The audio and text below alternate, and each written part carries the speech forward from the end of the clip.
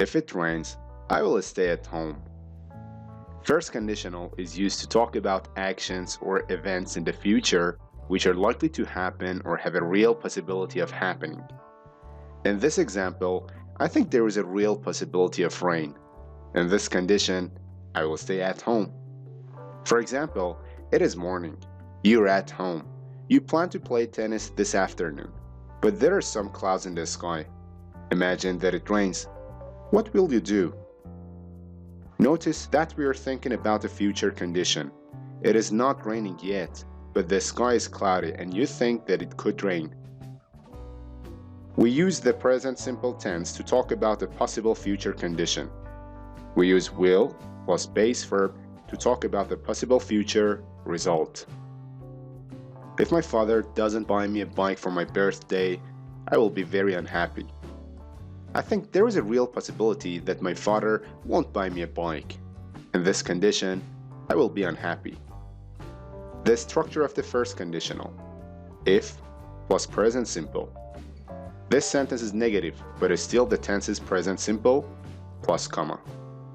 And for the main clause, subject plus will plus base verb. I can use negative structure for main clause too. If I pass this exam, I won't have to do it again. If we put the main clause first, then we don't need the comma. I will stay at home if it rains.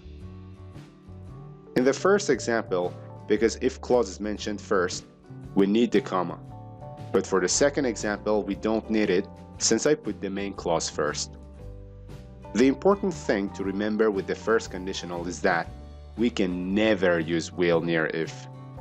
Will can only come in the other part of the sentence.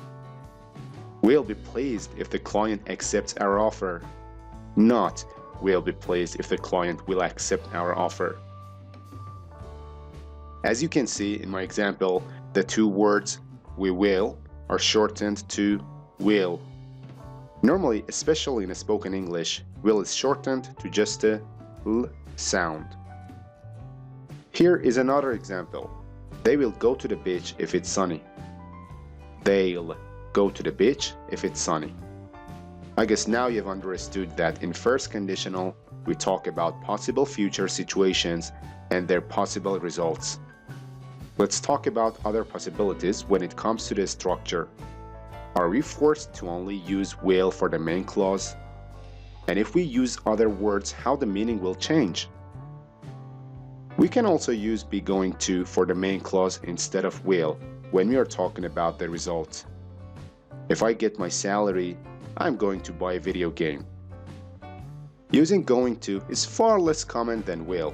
As some of you may already know, in normal English conversations, be going to refers to the future plans. So, when we use it in first conditional sentences, we are expressing a strong plans and intentions.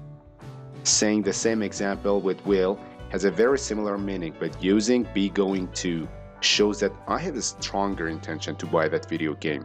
I'm more focused. We can also use present simple followed by modal verbs for the result. If it's sunny tomorrow, I might go to the beach. So that's might instead of will. We use it when we are not certain about the future result. Going to the beach is only a possibility and I'm not quite sure about it. If you do your homework, you can play soccer with your friends. We use can in the first conditional to give permission in the future. After doing homework, it is possible for you to play soccer. If you're tired, you should sleep. We use should in the first conditional to give advice in the future. I think it's better for this person to sleep. Now that you know how to use the first conditional, let's compare it with type 0. We had a separate lesson for 0 conditional, but comparing them is very good for your better understanding, and it's kind of like reviewing. The first conditional describes a particular situation, whereas the 0 conditional describes what happens in general. For example, if you sit in the sun, you get burned. Here I'm talking about every time a person sits in the sun, the burning is a natural consequence of the sitting. I'm expressing a general fact. If clause, present simple, main clause, present simple. But if you sit in the sun, you'll get burned.